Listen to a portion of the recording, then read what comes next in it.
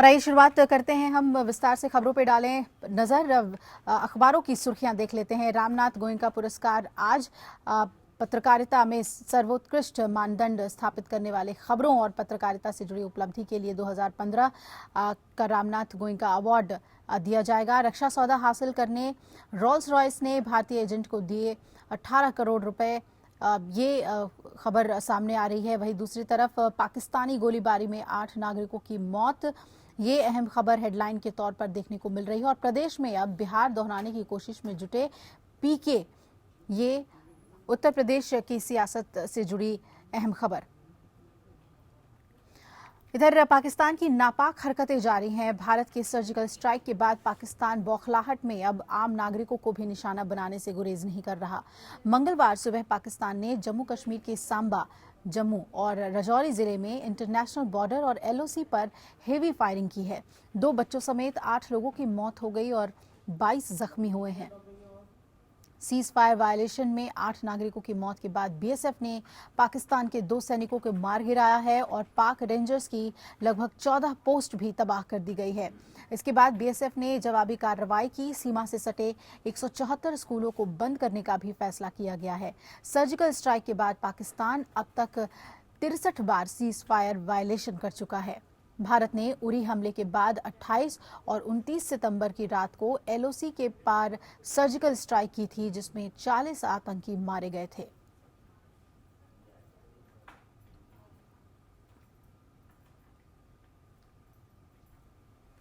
और शरद मेरे सहयोगी इस पर ज्यादा अपडेट के साथ, शरद शर्मा हमारे साथ सीनियर जर्नलिस्ट यहाँ स्टूडियो में मौजूद हैं। उनसे ज़्यादा बातचीत करेंगे इस मसले पर।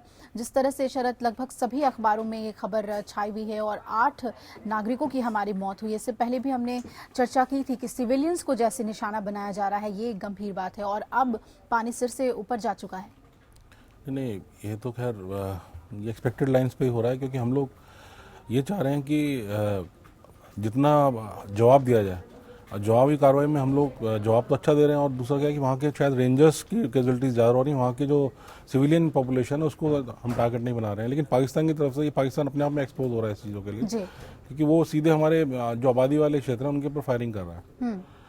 तो जो भी है, जान माल को नुकसान हो रहा है। और मैं तो उन परिवारों के लिए पूरी संवेदना है, जो कि हज़ारों परिवार जो कि इस टाइम अपने परिवार से दूर कैंप में बैठे हुए हैं, तो उनके लिए उनकी मनस्थिति वास्तव में सोचने वाली है। और कब तक रहेंगे ये भी सोचने वाली है, कब तक ये स्टैंड ऑफ चला रहेगा। तो इसके लिए अब मुझे लगता है कि एक कूटनीतिक मामले में भी सरकार को कुछ करना चाहिए, क्योंकि बहुत दिनों तक ये स्थिति नहीं बना जी, ये एक वॉर लाइक सिचुएशन में हमें लेकर जाती है। लगभग 400 स्कूल बंद बताए जा रहे हैं। आम जनजीवन पे अब शायद इसका असर पड़ रहा है। बिल्कुल, ये बच्चों के स्कूल नहीं है, लोगों की रोजी रोटी पे भी फर्क पड़ रहा होगा, क्योंकि बहुत से लोग तो जो गांव छोड़ के जा चुके हैं, तो अब उनके लिए भी और सरकार के लिए भी एक बड़ी चिंता का विषय है कि सरकार कब तक इस उसको ऑर्गेनाइज कर पाएगी, कैंप्स को चला पाएगी। क्योंकि लेटर ऑन क्या होता है कि दिक्कतें आनी शुरू हो जाती हैं। 1 महीना 2 महीना भी सर्दियों का टाइम शुरू हो गया, अब उस इलाके में तो वाकई में सर्दी बहुत पड़ती है।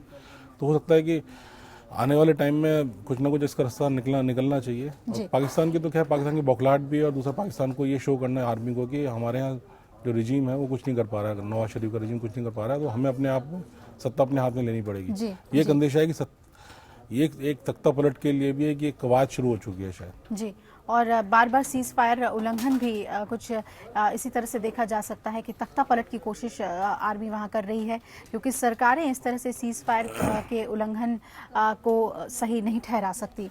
इधर भारत में पाकिस्तान के उच्चायोग के जरिए चल रहे जासूसी रैकेट के मामले में बड़ा खुलासा हुआ है। भारत द्वारा निष्कासित पाकिस्तानी उच्चायोग के कर्मचारी महमूद अख्तर से पूछताछ में कई बड़े खुलासे हुए हैं। दिल्ली पुलिस और खुफिया एजेंसियों की पूछताछ में महमूद अख्तर ने खुलासा किया कि दिल्ली में पाकिस्तानी उच्चायोग के 16 और कर्मचारी जासूसों के इस रैकेट में जुड़े हुए हैं।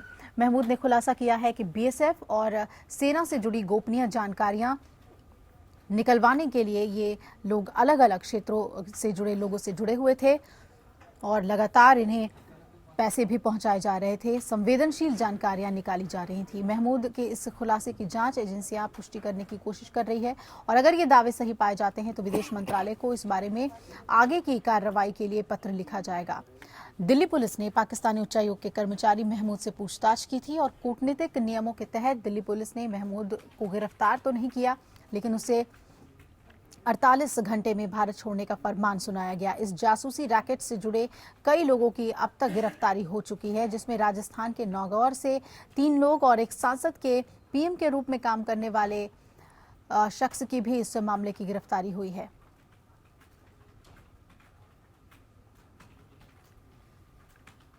तो एक तरफ सीमा पर जहां हम अनरेस्ट देख रहे हैं शरद, दूसरी तरफ जासूसी का ये मामला भी बेहद गंभीर है, लेकिन पाकिस्तान इस बात को बेहद गंभीरता से ले रहा है। उसने अपने 4 राजनयिक वापस बुलाने का फैसला लिया है। नहीं, ये होना ही था, क्योंकि एक इतना काउंटर ऑपरेशन तो ये स्पाइंग तो बहुत पहले से चली आ रही है। जासूसी कोई नया मुद्दा नहीं है और बहुत पहले से चल रही है कि एम्बेसीज में, पाकिस्तान एम्बेसी हो गया, चाइना एम्बेसी हो गई, तो ये बहुत पहले से चला आ रहा है।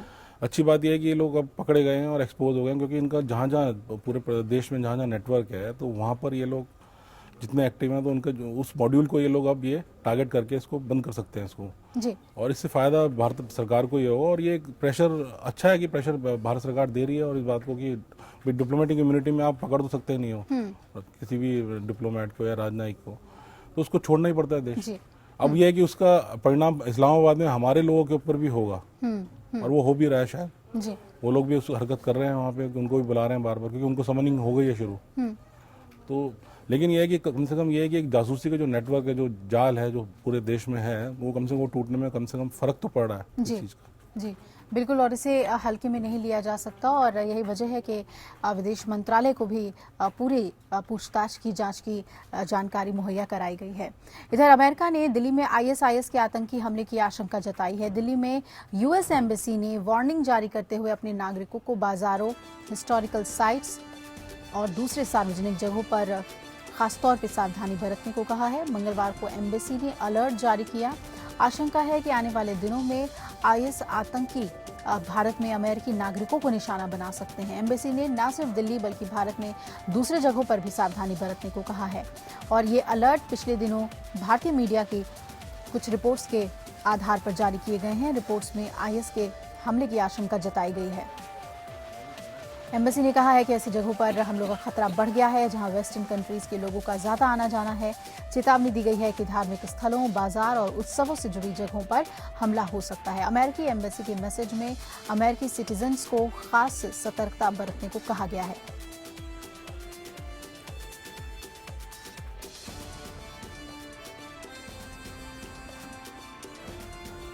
ये अलर्ट पिछले दिनों भारतीय मीडिया के कुछ रिपोर्ट्स के आधार पर जारी की गई है, और अमेरिकी नागरिकों को अमेरिका ने कहा है कि वो भारत में खास सतर्कता बरते। धार्मिक स्थलों से लेकर जहां पर भी विदेशी सैलानियों का ज़्यादा जाना होता है, जैसे हिस्टोरिकल साइट्स, वहां पर सतर्कता बरती जाए।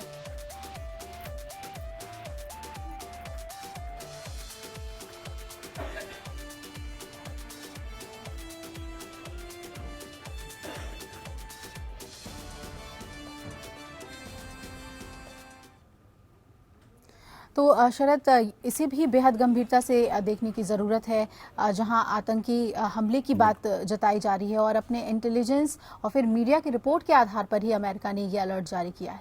बिल्कुल, क्योंकि आईएसआईएस जो है इस टाइम सीरिया में जो लड़ाई हार चुका है, तो अब उसका जो पूरा फ्रंट है वो शायद अब इस तरफ ही टारगेट करेंगे वो लोग, और ये चांसेस इसके पूरे हैं कि इंडियन सबकॉन्टिनेंट जो भारतीय उपमहाद्वीप है, इसमें ये इसको टारगेट करेंगे, क्योंकि यहाँ पे एक वल्नरेबिलिटी है, थोड़ा सा ये लोग आप घुल सकते हैं, यहाँ पे घुस सकते हैं आराम से, और एक अपने आप में इनको सपोर्ट काफ़ी मिल सकता है। तो ये एक चांसेस पूरे हैं, और उसमें ये है कि फॉरेन टूरिस्ट इसलिए टारगेट करेंगे क्योंकि इंडिया भाई इकोनॉमिक पावर हाउस है और टूरिज्म का बहुत पोटेंशियल है इंडिया में जी। तो अगर आपने इसको टारगेट कर लिया तो कम से कम उसके जो इंडिया को टूरिज्म रेवेन्यू है उसमें काफ़ी बड़ा फर्क पड़ेगा, और इंडिया की एक इमेज जो है ख़राब होगी बाहर। तो हो सकता है ये पॉसिबिलिटी है कि आईएसआईएस कुछ ना कुछ स्ट्राइक करेगा जी। बस इन सरकार को चाहिए कि अपनी एहतियात बरते और अपना जो सुरक्षा तंत्र है उसको ज़्यादा मजबूत करे। जी, सुरक्षा तंत्र को बेहद मजबूत करने की ज़रूरत है, और हमारे पर्यटन को हिट करने के लिए भी ये कदम उठाया जा सकता है आतंकियों के जरिए, जैसा कि आपने बताया। इधर भोपाल स्थित सेंट्रल जेल से भागे सिमी के 8 संदिग्ध आतंकियों के एनकाउंटर पर राजनीतिक दल सवाल उठा रहे हैं। एनकाउंटर पर सवाल उठाते हुए कांग्रेस, लेफ्ट, एआईएम और आप और डीएसपी ने न्यायिक जांच की मांग की है। राज्य सरकार का कहना है कि पुलिस के पास एनकाउंटर के अलावा कोई और चारा नहीं था। मध्य प्रदेश मानवाधिकार आयोग ने सिमी के आतंकियों के एनकाउंटर पर शिवराज सरकार और पुलिस से जवाब मांगा है। मानवाधिकार आयोग ने 15 दिन में रिपोर्ट देने को कहा है। दिल्ली के मुख्यमंत्री अरविंद केजरीवाल ने एनकाउंटर को फर्जी बताया है और केजरीवाल ने यह भी कहा कि फर्जी एनकाउंटर्स, फर्जी मामले, रोहित वेमुला, केजी बंसल, दलित पर हमला और एबीवीपी, आरएसएस और गौरक्षकों की गुंडागर्दी, यही मोदी राज है। पुलिस ने मुठभेड़ में मौत पर आलोचनाओं को ये कहते हुए खारिज कर दिया कि दोनों तरफ से भारी गोलीबारी हुई जिसमें वो मारे गए और इसके बाद उनके पास से 4 देसी बंदूकें और कुछ धारदार हथियार बरामद किए गए। हालांकि कई सवालों के जवाब खुद ब खुद सामने आ रहे हैं। मारे गए 8 में से 4 आतंकी 2014 में हुए यूपी के बिजनौर ब्लास्ट में भी शामिल थे और यूपी एटीएस के पास इनकी कारस्तानियों का वीडियो भी है।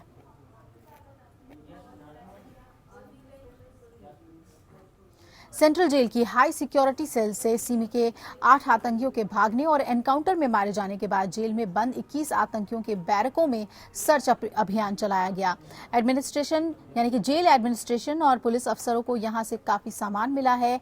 इनमें काजू, बादाम, किशमिश, छुआरे, पिंड, खजूर और खाना बनाने के बर्तन के अलावा सिगड़ी भी है। आतंकी मटके फोड़कर इसमें मनपसंद खाना पकाते थे। अब पुलिस पता लगा रही है कि इन्हें बर्तन और सिगड़ी आखिर किसने मुहैया कराई। उधर जेल अफसर आतंकियों से मिलने आने वाले लोगों के रिकॉर्ड भी खंगाल रहे हैं और मंगलवार को सेल में बंद आतंकियों के बैरकों में लगे टीवी कनेक्शन भी काट दिए गए। इनकी निगरानी के लिए करीब 1.5 महीने से बंद सीसीटीवी कैमरों की भी मरम्मत शुरू की गई है। एनआईए की टीम भी पूरे मामले की जांच में जुटी हुई है। उसके सामने सबसे बड़ा सवाल यही है कि आखिर सेंट्रल जेल की 28 फीट ऊंची दीवार फांदकर आतंकी भाग कैसे गए। हवलदार की हत्या कर दी गई और स्टाफ को भनक तक नहीं लगी, ऐसा क्यों? जेल से भागने की प्लानिंग के लिए ये जेल में कब मिलते थे?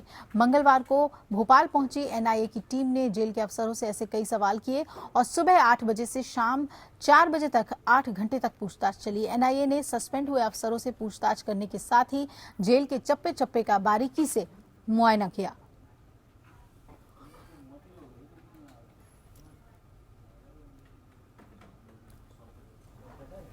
और शरद हमारे साथ बने हुए हैं। शरद, इस पूरे मामले को आप कैसे देखते हैं, जहां एक तरफ सियासी निशाना साधा जा रहा है, इसे फेक एनकाउंटर बताया जा रहा है, तो दूसरी तरफ कई ऐसी सच्चाई है जो जेल प्रशासन पर भी सवाल खड़ी करती है। कैसे ये कैदी फरार हुए? नहीं, ये देखिए कि मैं 2-3 बातें कहना चाहूँगा इसके अंदर कि सबसे पहले तो जो जेल प्रशासन है उसको सबसे ज़्यादा कटघरे में खड़ा करना चाहिए कि इतनी बड़ी लापरवाही कैसे हुई है। और हम लोग सब जानते हैं कि जेल के अंदर बहुत बुरा हाल है। हिंदुस्तान की, जब भारत की जितनी भी जेल हैं, वो for that matter Tihar jail भी ले लीजिए, आप कहीं भी ले लीजिए, हर जगह एक नेक्सस चलता है।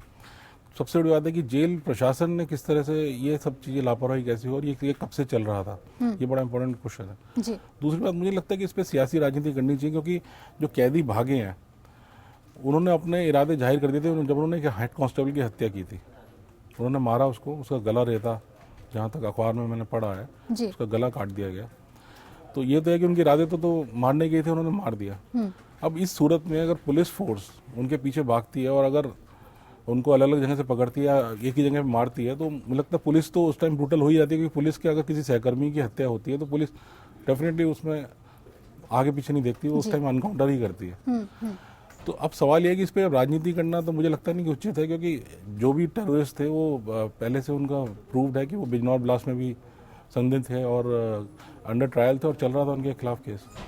तो अब इस पर राजनीति करना तो मुझे लगता नहीं है कि सही है, क्योंकि हाँ, असली बात यह है कि आपको जेल प्रशासन को अपना जो सुधारना पड़ेगा। ये एक मौका है कि हमारा जेल प्रशासन है वो सुधरे।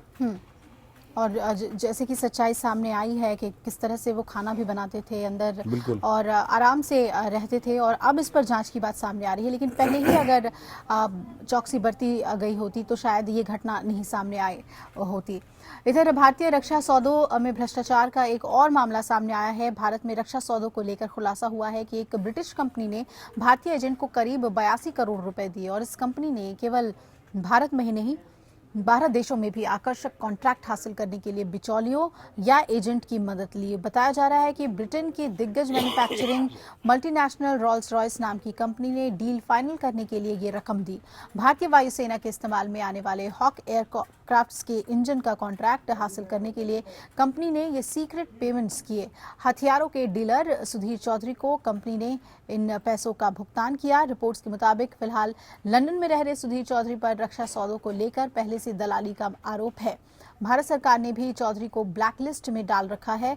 गार्डियन और बीबीसी ने इस मामले की तहकीकात की है। उन्होंने कई लीक दस्तावेज और बिचौलियों के बयानों के आधार पर यह कहा कि रॉल्स रॉयस ने गैर कानूनी तरीके से पैसे का इस्तेमाल कर वर्षों लाभ कमाया। अब ब्रिटेन और अमेरिका के भ्रष्टाचार निरोधक इकाइयों के सामने व्यापक पैमाने पर इन एजेंटों के नेटवर्क का पता लगाने का जिम्मा है। इससे पहले सीबीआई ने एम्ब्रॉयर एयरक्राफ्ट डील की शुरुआती जांच में पाया था कि करीब 36.5 करोड़ रुपए कमीशन के तौर पर दिए गए।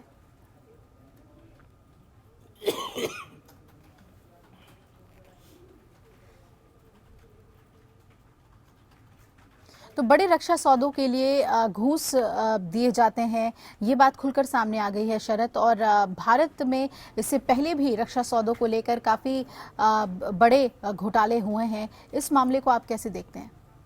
देखिए, नई बात तो नहीं है और इस पे तो सरकार भी जा चुकी है हमारे देश में जी। और यहाँ से 1947 से ही चालू हो चुका है कि पहला जो रक्षा सौदे का स्कैम था 1947 में एक्सपोज हुआ था। जी। अच्छी बात यह है कि अभी पकड़े जा रहे हैं और ये एक्सपोज हो रहे हैं। अच्छी बात यह है कि ये पकड़े जा रहे हैं, एक्सपोज हो रहे हैं। और क्योंकि अब जो एजेंसीज हैं वो उस पर काम कर रही हैं कि हाँ कहाँ ये पे घूसखोरी होती है उसको रोका जाए। पर एक ये बात भी सच्चाई है कि जो भी रक्षा सौदे होते हैं उसमें विदाउट एजेंट्स काम करना मुश्किल होता है। लेकिन यह है कि अगर वो एक ऑथोराइज लाइजनिंग एजेंट्स बन जाए तो ज़्यादा बेटर है कि पता नहीं चले कि जो बिहाइंड द डोर जो डीलिंग हो रही है वो एक चीज़ एक्सपोज होनी चाहिए। जी। ये भी फैक्ट है कि जो बड़ी कंपनीज होती हैं और जो कंट्रीज होती हैं उनके बीच में एक एजेंट्स होते हैं इन चीज़ों के लिए, और वो अगर ऑथराइज हो जाए क्या उसमें कोई प्रॉब्लम नहीं है। कोई उसमें पता चल जाए कि आपका कितना टेक है और उसमें सरकार को अच्छी चीज़ मिल रही है कि नहीं मिल रही है, इंपॉर्टेंट है।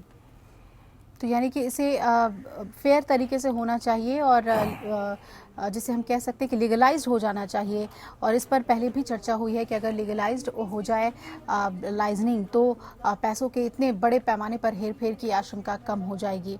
बहुत बहुत शुक्रिया शरत आपका हमारे साथ जुड़ने के लिए, इन अहम खबरों पे समीक्षा करने के लिए। एक दिल्ली के शाहदरा के मोहन पार्क इलाके में आज सुबह एक 4 मंजिला इमारत में आग लगने से 3 लोगों की मौत हो गई। इस घटना की जानकारी मिलते ही दमकल की 10 गाड़ियां घटनास्थल पर पहुंच गईं और आग पर काबू पाने की कोशिश में जुट गईं।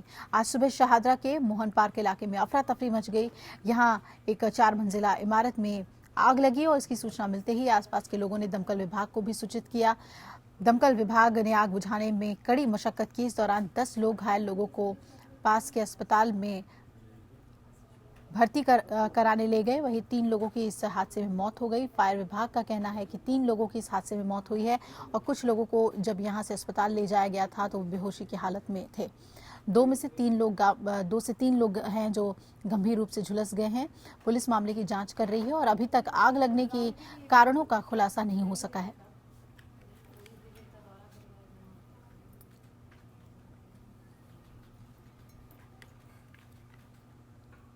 और इधर उत्तर प्रदेश में विधानसभा चुनाव से पहले महागठबंधन की कोशिशें तेज होती जा रही है। मंगलवार को कांग्रेस के चुनाव प्रबंधक प्रशांत किशोर ने समाजवादी पार्टी के अध्यक्ष मुलायम सिंह यादव से मुलाकात की और माना जा रहा है कि ये बातचीत गठबंधन के व्यापक दायरे के मद्देनजर ही हो रही है। इससे पहले प्रशांत किशोर सपा प्रदेश अध्यक्ष शिवपाल यादव से भी मुलाकात कर चुके हैं और जानकारी के मुताबिक कांग्रेस के कुछ आला नेताओं ने भी इस बात की पुष्टि की है कि चुनाव से पहले यूपी में एक स्वस्थ गठबंधन बनने की स्थिति तो वो उस पर विचार कर सकते हैं। माना जा रहा है कि सीटों के बंटवारे से लेकर प्रचार के बाकी पहलुओं पर कोई शुरुआती सहमति बनने के बाद ही किसी तरह की घोषणा की जा सकती है। ऐसा साफ दिखाई दे रहा है कि बिहार में महागठबंधन की ऐतिहासिक सफलता के बाद उसी फॉर्मूले को यूपी में दोहराने की तैयारी की जा रही है। अगर ऐसा हो पाता है तो बीजेपी विरोधी दल सूबे में एक मजबूत गठबंधन खड़ा कर पाने में सफल होंगे और चुनाव पर इसका व्यापक असर भी देखने को मिलेगा। कांग्रेस के पास कुछ दलित वोट और कुछ अगड़ों का वोट है। इसमें गैर जाटव दलित जातियां और कुछ अगड़े आते हैं। नीतीश कुमार के पास अति पिछड़ों को रिझाने का दमखम है तो मुलायम सिंह यादव के पास यादव और मुसलमान मतदाता हैं। अजीत सिंह इसमें जाटों के कुछ वोट जोड़ सकते हैं तो कई सीटों पर जीत के लिए निर्णायक हो सकता है। कांग्रेस को भी साफ दिखता है कि अगर बीजेपी को बिहार के बाद यूपी में भी रोकने का श्रेय लेने में उनकी अहम भूमिका बन पाई तो वो उनके लिए एक बड़ी सफलता होगी। ऐसे में प्रशांत किशोर ने मुलायम सिंह यादव की मुलाकात खास है। समाजवादी पार्टी के रजत जयंती के मौके पर पहले ही सभी समाजवादी विचारधारा वाले नेताओं को आमंत्रित किया गया है और इसे भी महागठबंधन की कवायद माना जा रहा है।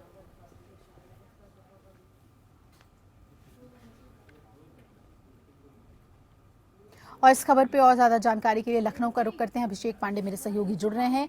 अभिषेक, ठीक बिहार के तर्ज पर क्या उत्तर प्रदेश में भी महागठबंधन को लेकर कवायदें तेज हो गई हैं? क्या कुछ अपडेट?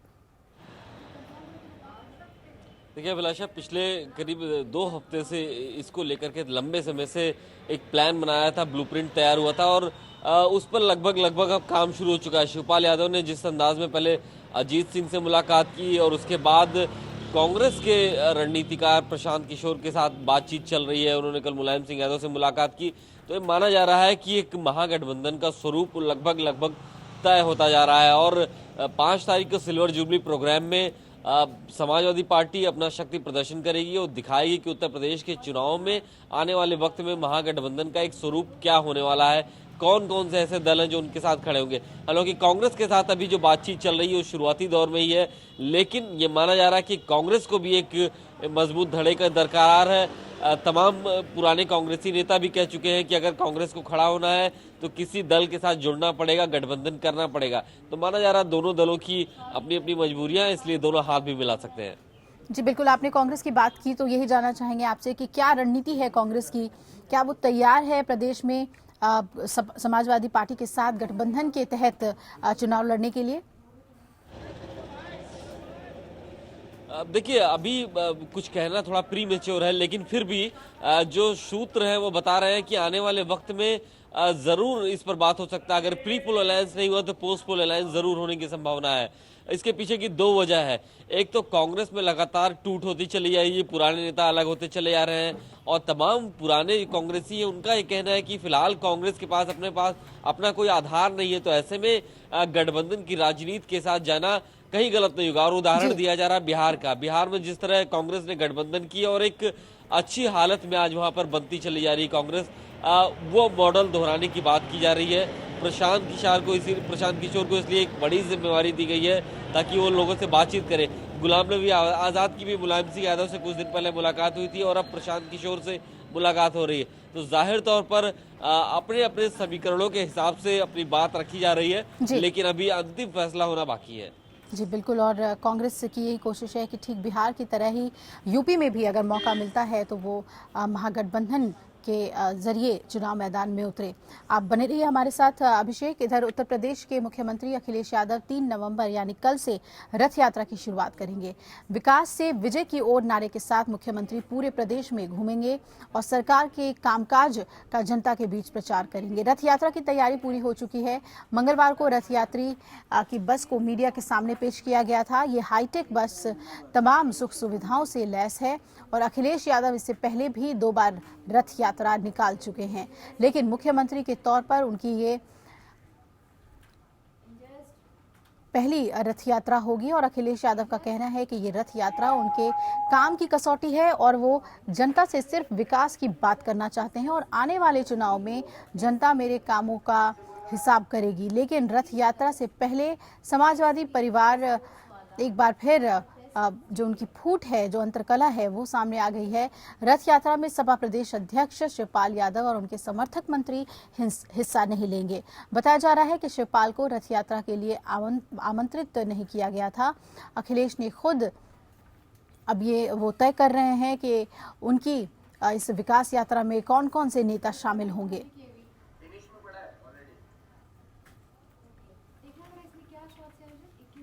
तो अखिलेश अपनी यात्रा में किन्हें बुलाएंगे, इसकी जानकारी भी शिवपाल को सूचित किए बगैर सीधे नेताओं को दी जा रही है। अभिषेक हमारे साथ जुड़ रहे हैं। अभिषेक, इस रथ यात्रा को लेकर अब किस तरह की तल्खी देखने को मिल रही है? शिवपाल यादव और अखिलेश यादव को दोनों अपनी अपनी राह पर ही चल रहे हैं। देखिए कल रथ यात्रा को रवाना होना है, लेकिन अभी तक जो आपसी सहमति है, आपस में जो बातचीत है, वो फिलहाल आने वाले समय में जो दिक्कतें होंगी उसको बता रही है। अब अखिलेश यादव की तरफ से अभी तक कोई ऐसा औपचारिक रूप से खुले तौर पर निमंत्रण शिवपाल सिंह यादव को नहीं दिया गया है। हालांकि वो कह चुके हैं कि समाजवादी लोग एक हैं और रथ यात्रा में सबकी भागीदारी रहेगी। लेकिन जहां तक शिवपाल यादव खेमे की बात है या फिर कुछ शिवपाल सिंह यादव की बात है, उनकी तरफ से कहा गया है कि अभी तक उनको कोई निमंत्रण नहीं मिला है और बिना बुलाए जाने का कोई औचित्य नहीं है। तो साफ तौर पर लकीरें खिंची हुई दिख रही हैं और ऐसे में आज का दिन एक बचा हुआ है। बैठकों का दौर आज चलेगा, कल की रथ यात्रा की तैयारियां होंगी, साथ ही साथ सिल्वर जुबली प्रोग्राम की भी तैयारियां होंगी। अगल बगल दफ्तर है, यानी समाजवादी पार्टी और जनेश्वर मिल्स ट्रस्ट अगल बगल ही दफ्तर है और दोनों कार्यक्रमों के लिए अलग अलग दोनों जगह बैठकें होंगी। लेकिन फिलहाल सामंजस्य कैसा होगा, इस पर अभी असमंजस बना हुआ है। जी बिल्कुल। और अभिषेक, बेशक मुलायम सिंह यादव ने कहा हो कि पार्टी में सब कुछ ठीक है, लेकिन ये दोनों नेता तो कम से कम बिल्कुल अपनी अपनी राह पर जाते हुए दिख रहे हैं। अगर कार्यकर्ताओं की बात करें, पार्टी के पदाधिकारियों की बात करें, तो उनके लिए काम करना कितना मुश्किल हो गया है? देखिए, तमाम ऐसे पदाधिकारी हैं जो रोज मिलते जुलते हैं हम लोगों से और सब लोग कंफ्यूज हैं, क्योंकि पार्टी और परिवार के अंदर जो खेमेबाजी हुई है उसका असर पूरे प्रदेश भर में देखने को मिल रहा है। सभी नेताओं में आपस में बातचीत, तमाम जो नेता हैं बंद हो चुके हैं। युवा प्रकोष्ठ भंग हुआ तो जो अखिलेश खेमे को लोग थे वो नाराज हैं। जनेश्वर मिल्स ट्रस्ट में उनको बैठने की जगह दी गई है, लेकिन जिन युवा नेताओं को नई जिम्मेवारी मिली है वो भी अपने पुराने साथियों के साथ रोज ही मिलते हैं, रोज ही उठते बैठते हैं, लेकिन दिखाने के नाम पर उनको अपने आप को अलग दिखाना पड़ता है, क्योंकि जो नेता बर्खास्त हो चुके हैं उनसे संबंध नहीं रखना है। तो ऐसे में आपस में पार्टी के अंदर की जो खींचतान है, परिवार के अंदर की जो खींचतान है, उसका असर नेताओं के आपस में देखने को मिल रहा है और इसका असर जाहिर तौर पर जो सिल्वर जुबली प्रोग्राम है उस पर देखने को मिल सकता है, क्योंकि आज 2 तारीख हो चुकी है, लेकिन सिल्वर जुबली प्रोग्राम को लेकर के जो एक उत्साह बना था, मोमेंटम बना था, वो पीक पर नहीं जा रहा, वो आगे नहीं बढ़ पा रहा है। जी बिल्कुल। तो पार्टी के अंदर फूट पड़ जाने का असर पूरी तरह से देखने को मिल रहा है 2 बड़े आयोजनों यानी कि रजत जयंती और रथ यात्रा पर। अभिषेक, आप हमारे साथ बने रहिएगा। ये उत्तराखंड की अहम खबर देख लें। उत्तराखंड में विधानसभा चुनाव की सरगर्मियों के बीच राष्ट्रीय दल बीजेपी और कांग्रेस ने चुनाव की तैयारियों को लेकर कमर कस ली है। वैसे देखते हुए कांग्रेस और बीजेपी हाईकमान भी तैयारियों का जायजा लेने समय समय पर अपनी पार्टी का फीडबैक लेने के लिए उत्तराखंड पहुंच रहे हैं। बीजेपी के कई केंद्रीय मंत्री जहां उत्तराखंड का दौरा कर चुके हैं। इस बीच वहीं कांग्रेस प्रदेश प्रभारी अंबिका सोनी भी आज कांग्रेस की तैयारियों को परखने के लिए 2 दिन के उत्तराखंड दौरे पर पहुंच रही हैं। अंबिका सोनी का ये दौरा चुनाव को देखते हुए बेहद महत्वपूर्ण माना जा रहा है।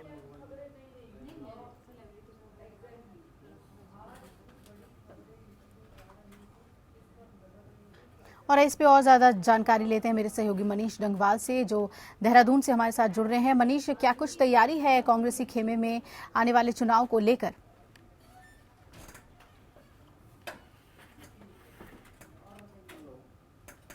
जी बिल्कुल, 2 दिवसीय दौरे के तहत अंबिका सोनी उत्तराखंड पहुंच रही हैं और 2 दिनों तक यहां पर राजधानी देहरादून में अंबिका सोनी रहेंगी और इन 2 दिनों तक जो कांग्रेस के तमाम जो वरिष्ठ नेता यहां पर हैं, कांग्रेस के वरिष्ठ नेता यहां पर हैं, उनके साथ यहां पर अंबिका सोनी बातचीत करेंगी। अलग अलग भी यहां पर मुलाकात यहां पर अंबिका सोनी कांग्रेस के नेताओं के साथ करेंगी और फीडबैक लेंगी कि आखिरकार क्या कुछ तैयारियां यहां पर सरकार और संगठन की चुनाव को लेकर चल रही हैं। और सबसे पहले अंबिका सोनी कांग्रेस प्रदेश मुख्यालय पहुंचेंगी, जहां पर कांग्रेसी कार्यकर्ताओं के साथ यहां पर बातचीत अंबिका सोनी करेंगी और उसके बाद यहां पर जो न्यू आवास कैंट रोड मुख्यमंत्री आवास है वहां पर जो कांग्रेस के वरिष्ठ नेता हैं उनके साथ एक बैठक यहां पर अंबिका सोनी करेंगी और क्या कुछ सुझाव जो वरिष्ठ नेताओं के आगामी विधानसभा चुनाव को लेकर रहेंगे उनको यहां पर अंबिका सोनी जानने की कोशिश करेंगी और जो वरिष्ठ नेता हैं उनका मन टटोलने की कोशिश करेंगे कि आखिरकार क्या कुछ तैयारियां यहां पर कांग्रेस संगठन स्तर से और सरकार के स्तर से चल रही है। और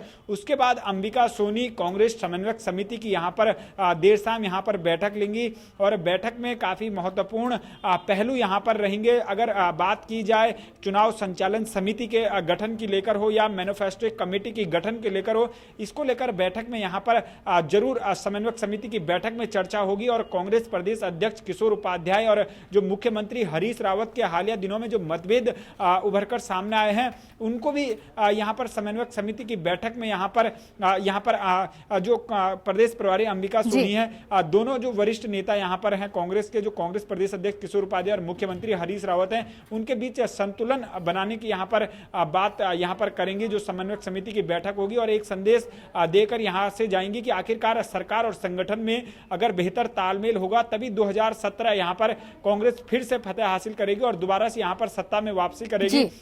ये यहाँ पर गुरु मंत्र यहाँ पर कांग्रेस के प्रदेश प्रभारी अंबिका सोनी देंगी। और 2 दिनों का जो दौरा है काफी महत्वपूर्ण इसे माना जा रहा है, क्योंकि जो विधानसभा चुनाव को लेकर जो यहाँ पर सरगर्मियां तेज हो चली हैं और बीजेपी के द्वारा जो केंद्रीय नेता यहाँ पर लगातार यहाँ पर डेरा डाले हुए हैं और जो बीजेपी के केंद्रीय मंत्री यहाँ पर उत्तराखंड पहुंचकर कांग्रेस पर हमलावर हैं, कांग्रेस की प्रदेश सरकार पर यहाँ पर हमला कर रहे हैं। और यूपीए की जो सरकार पूर्व में रही है, 2 रही हो या यूपीए 1 रही हो, उसको लेकर यहाँ पर हमलावर है, कांग्रेस की नीतियों के खिलाफ यहाँ पर जमकर हंगामा बोल रहे हैं। तो कांग्रेस की जो प्रदेश प्रभारी अंबिका सोनी होंगी वो भी यहाँ पर कुछ यहाँ पर हमले इस दौरान बीजेपी के केंद्र सरकार पर करेंगे और बीजेपी की नीतियों को लेकर यहाँ पर आम जनता का। चलिए मनीष, बेहद अहम जानकारी आपने दी अंबिका सोनी के दौरे को लेकर। बने रहेगा आप हमारे साथ। इधर उत्तराखंड में विधानसभा चुनाव की तैयारियों को लेकर जहां सभी राजनीतिक दल कमर कस चुके हैं, वहीं निर्वाचन आयोग भी चुनाव की तैयारियों को लेकर प्रदेश में सक्रिय हो गया है।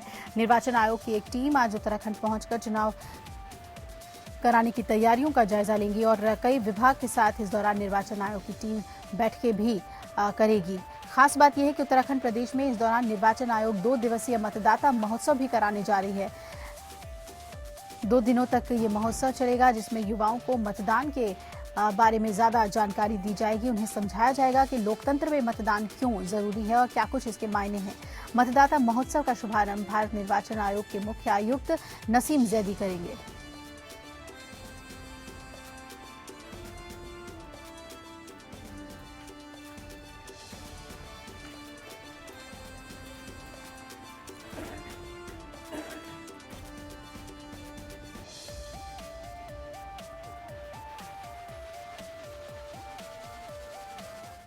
और इस पे और ज्यादा जानकारी लेते हैं मेरे सहयोगी मनीष डंगवाल से। मनीष, क्या कुछ तैयारी है निर्वाचन आयोग की तरफ से?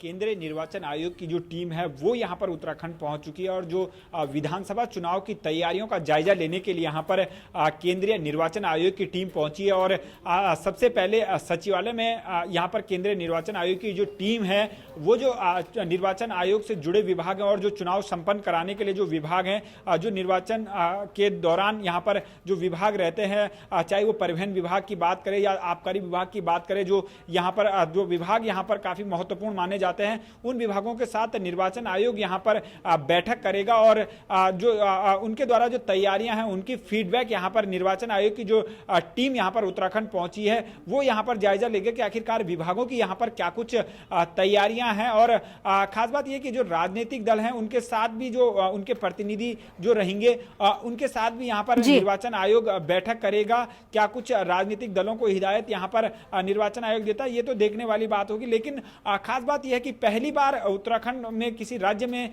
पूरे देश के मतदाता महोत्सव का आयोजन किया जा रहा है और आज और कल इस मतदाता महोत्सव का आयोजन किया जाना है। गांधी पार्क में 2 दिनों तक ये महोत्सव चलेगा और जो क्या निर्वाचन आयुक्त हैं नसीम जैदी वो इस यहाँ पर जो मतदाता महोत्सव है उसका यहाँ पर शुभारंभ करेंगे। तो कुल मिलाकर जो नवीन मतदाता हैं, जो नए मतदाता हैं, उन्हें मतदान के प्रति जागरूक करने के लिए ये मतदाता महोत्सव का आयोजन किया जा रहा है और 2 दिनों तक ये गांधी पार्क में चलेगा और काफी कुछ कार्यक्रम इसमें देखने को मिलेंगे, चाहे वो सांस्कृतिक कार्यक्रमों की बात करें या। चलिए मनीष, कई तरह के कार्यक्रम हैं जिसके बारे में आपने हमें तफसील से जानकारी दी है। बहुत बहुत शुक्रिया आपका पूरी जानकारी हमें देने के। और आइए अब झारखंड की खबरों को जानने के लिए रुख कर लेंगे हम रांची का। कई अहम खबरें आज हैं। केंद्रीय नागरिक उड्डयन राज्य मंत्री जयंत सिन्हा ने झारखंड में 4 नया हवाई अड्डा चालू करने की घोषणा की है और पत्रकारों से बातचीत करते हुए जयंत सिन्हा ने कहा कि झारखंड में बहुत जल्द जमशेदपुर, बोकारो, दुमका और हजारीबाग में हवाई अड्डा चालू किया जाएगा और पहले चरण में इन सभी हवाई अड्डों को रांची से जोड़ा जाएगा और इसके बाद पटना और कोलकाता से भी इन हवाई अड्डों को जोड़ा जाएगा। रीजनल कनेक्टिविटी स्कीम की हम लोगों ने घोषणा की है। इसके तहत हमारी कोशिश होगी कि इस राज्य में 3-4 और हवाई अड्डे हम लोग जल्द से जल्द चालू कराएं। जमशेदपुर तो अवश्य होगा, बोकारो धनबाद में भी एक हवाई अड्डा बोकारो का है, उसको भी हम लोग चालू करा सकते हैं। दुमका देवघर में भी हवाई अड्डा, देवघर में तो हवाई अड्डा बन ही रहा है, और फिर हजारीबाग में भी हम लोग हवाई अड्डा बनाने की कोशिश करेंगे। तो झारखंड वासियों के लिए ये बहुत बड़ी सौगात है। आइए अब ज्यादा जानकारी लेते हैं मेरे सहयोगी ज्ञान रंजन से, जो रांची से हमारे साथ जुड़ रहे हैं। ज्ञान, बड़ी सौगात है ये, अगर 4 शहरों में हवाई अड्डे की शुरुआत होती है और पहले चरण में राजधानी रांची से ही जोड़ दिया जाएगा इसे।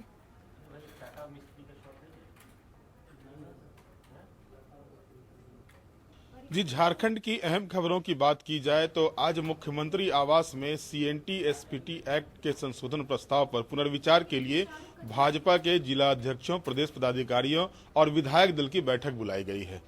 दिन 11 बजे से भाजपा के जिला अध्यक्षों और प्रदेश पदाधिकारियों की बैठक होगी, और जिसमें सीएनटी एसपीटी एक्ट के संशोधन पर पुनर्विचार को लेकर इन लोगों से राय जानी जाएगी। मुख्यमंत्री खुद इस बैठक में शामिल होंगे। इसके अलावा प्रदेश प्रभारी त्रिवेंद्र सिंह रावत, प्रदेश संगठन मंत्री सौदान सिंह के अलावा कई वरिष्ठ नेता भी इस बैठक में शामिल होंगे। शाम 6 बजे से विधायक दल की बैठक बुलाई गई है, क्योंकि कई विधायकों ने, भाजपा के कई विधायकों ने संशोधन प्रस्ताव का विरोध किया था। हालांकि वो खुलकर सामने नहीं आ रहे थे, लेकिन कई मौकों पर उन लोगों ने अपना विरोध और आपत्ति दर्ज कराया था। तो इसको लेकर सभी विधायकों से इस मामले पर विचार लिया जाएगा और इसके बाद टीएसी की बैठक में उसे ले जाया जाएगा। ट्रैवल एडवाइजरी कमेटी की बैठक होगी जिसमें इस पर विचार किया जाएगा। साथ ही साथ जो जानकारी मिल रही है कि शीतकालीन सत्र में जो संशोधन प्रस्ताव पर पुनर्विचार करके जो मामला मसौदा तैयार होगा उसे झारखंड विधानसभा के शीतकालीन सत्र में सरकार लाएगी। इसके अलावा दूसरी खबर की अगर बात की जाए तो कांग्रेस के जिला अध्यक्षों की बैठक बुलाई गई है, जो काफी हंगामेदार होने के आसार दिख रहे हैं, क्योंकि कई जिला अध्यक्षों ने भी प्रदेश अध्यक्ष सुखदेव भगत का विरोध किया था जब इन्हें प्रदेश अध्यक्ष बनाया गया था। वहीं ये भी जानकारी मिल रही है जो विरोधी खेमा जिसका नेतृत्व विधायक मनोज यादव और इरफान अंसारी कर रहे हैं, उन लोगों ने भी एक बैठक बुलाई है और इस बैठक में अब देखना है कि क्या फलाफल निकलता है, क्या नतीजा निकलता है।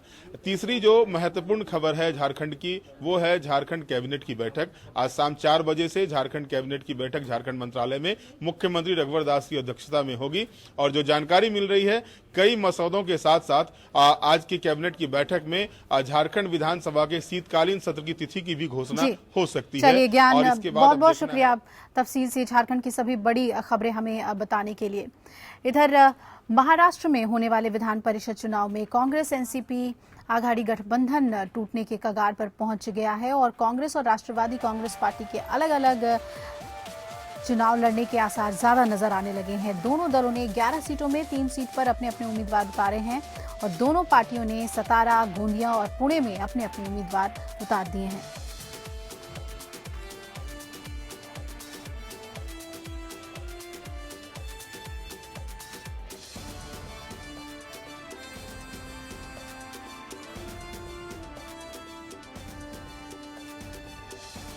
तो महाराष्ट्र में दोनों ही पार्टी यानी कांग्रेस और एनसीपी के गठबंधन पर अब सवालिया निशान लग रहे हैं, क्योंकि 3 सीटों पर दोनों पार्टी अब अपने अपने उम्मीदवार उतार रहे हैं। दिवाकर मेरे सहयोगी जुड़ रहे हैं मुंबई से, आइए सीधा रुख करते हैं उनका। दिवाकर, जानना चाहेंगे आपसे क्या वजह मानी जा रही है कि कांग्रेस और एनसीपी में दूरी दिख रही है अब? देखिए, एनसीपी और कांग्रेस दोनों के बीच में 5 से 6 बैठकें लगातार हुई विधान परिषद चुनाव को लेकर, लेकिन जो बात बननी चाहिए थी वो बात बन नहीं पाई, क्योंकि एनसीपी के पास इस समय विधानसभा में 46 सीटें हैं और कांग्रेस के पास 44। तो कहीं ना कहीं एनसीपी उस बात को गंवाना नहीं चाहती, क्योंकि ये दिखाना चाहती है कि वो पार्टी कांग्रेस से ज्यादा सीटें उसके पास है और इसलिए कांग्रेस इस बात को माने और 11 जो सीटें विधान परिषद का चुनाव होना है महाराष्ट्र में, उसमें से वो 7 सीटें मांग रही थी और 4 सीटें कांग्रेस को दे रही थी, जिसको लेकर कांग्रेस बिल्कुल तैयार नहीं थी। तो इसीलिए जो है पूरा जो ये गठबंधन है, जो आघाड़ी गठबंधन है, वो जो है टूटने के कगार पर पहुंच चुका है, क्योंकि उन 11 सीटों में से 3 सीटों पर दोनों पार्टियों ने अलग अलग अपने उम्मीदवार उतार दिए हैं। पुणे हो, सातारा हो और गोंदिया, ये 3 सीटें अभी ऐसी हैं जहां पर दोनों पार्टियों ने अपने उम्मीदवारों को उतारा है। और साथ ही साथ आने वाले दिनों में जिस तरह से मीटिंगें चल रही हैं कि आगे जो और सीटें बची हैं उस पर क्या करना है, लेकिन जिस तरह का खबरें मिल रही हैं अभी तक उसमें साफ साफ दिख रहा है कि विधान परिषद का चुनाव दोनों अलग अलग लड़ेंगे और इसका फायदा कहीं ना कहीं भाजपा शिवसेना गठबंधन को होगा, क्योंकि वो दोनों पार्टियां साथ में लड़ रही हैं। और ऐसे में कहीं ना कहीं इसका असर आने वाले बीएमसी चुनाव पर भी देखा जा सकता है, क्योंकि दोनों पार्टियों के बीच अभी बीएमसी चुनावों को लेकर भी कोई बातचीत नहीं हुई है। बैठकों का दौर जारी है और ऐसे में देखने वाली बात होगी कि 5 और 6 नवंबर को विधान परिषद का चुनाव होना है और ऐसे में देखना है कि 11 सीटों में से इन दोनों पार्टियों के अकेले लड़ने के कारण बीजेपी और शिवसेना को कितना फायदा होता है, बिल्कुल, कितनी इसका सीटों का फायदा बीजेपी और शिवसेना कैसे उठा पाती है, ये बेहद अहम होगा। दिवाकर, बहुत बहुत शुक्रिया आपका हमें पूरी जानकारी देने के लिए।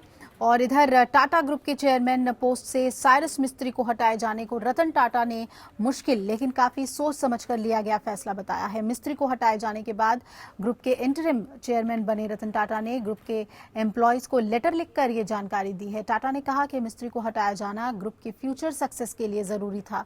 इस लेटर में टाटा ने लिखा है कि हम चेयरमैन के तौर पर वर्ल्ड क्लास लीडर की तलाश में हैं, जो हमें जल्द मिल जाएगा। रतन टाटा का ये बयान तब आया जब मिस्त्री के ऑफिस की ओर से डोकोमो मामले में रतन टाटा पर सवाल उठाए गए थे।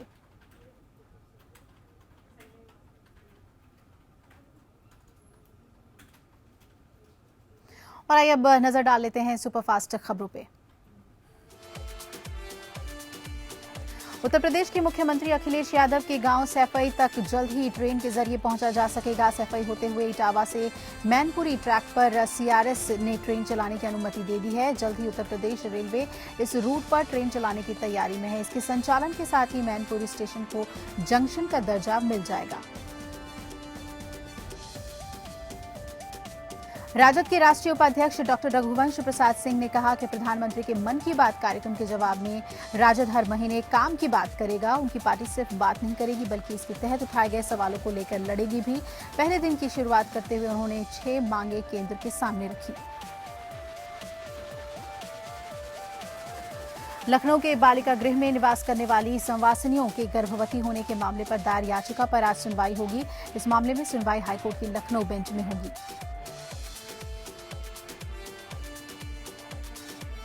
राष्ट्रपति प्रणब मुखर्जी 3 दिनों के दौरे पर आज नेपाल जाएंगे। आज से नेपाल के दौरे पर आ रहे भारत के राष्ट्रपति प्रणब मुखर्जी के आगमन के दिन नेपाल सरकार ने राष्ट्रीय अवकाश की घोषणा की है। नेपाल के कैबिनेट ने यह महत्वपूर्ण फैसला लिया।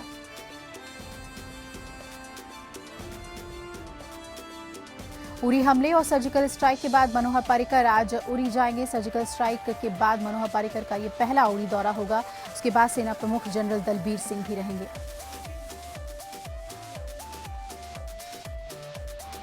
करोड़ों दिलों की धड़कन बॉलीवुड के सुपरस्टार किंग खान शाहरुख खान का आज 91वां जन्मदिन है। 1980 के दशक में छोटे पर्दे से शुरुआत करने वाले शाहरुख ने अपनी लगन और मेहनत से बॉलीवुड में सफलता की नई इबारत लिखी है। रोमांटिक रोल हो या नेगेटिव या फिर एक्शन थ्रिलर फिल्म में किंग खान ने हर किरदार को बखूबी निभाया है। इंग्लैंड के खिलाफ नवंबर से शुरू होने वाली टेस्ट सीरीज के लिए भारतीय टीम का चयन आज किया जाएगा, जिसमें फिर फिट तेज गेंदबाज ईशांत शर्मा की वापसी तय मानी जा रही है। लेकिन सलामी जोड़ी को लेकर राष्ट्रीय चयन समिति को जरूर माथापच्ची करनी होगी।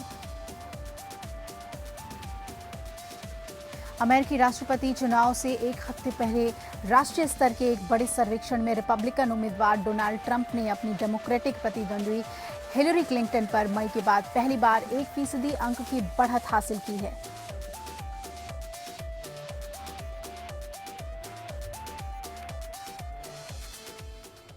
और इसी के साथ वेकअप जिंदगी में फिलहाल इतना ही, लेकिन आप जुड़े रहिए हमारे साथ। खबरें लगातार जारी हैं। नमस्कार।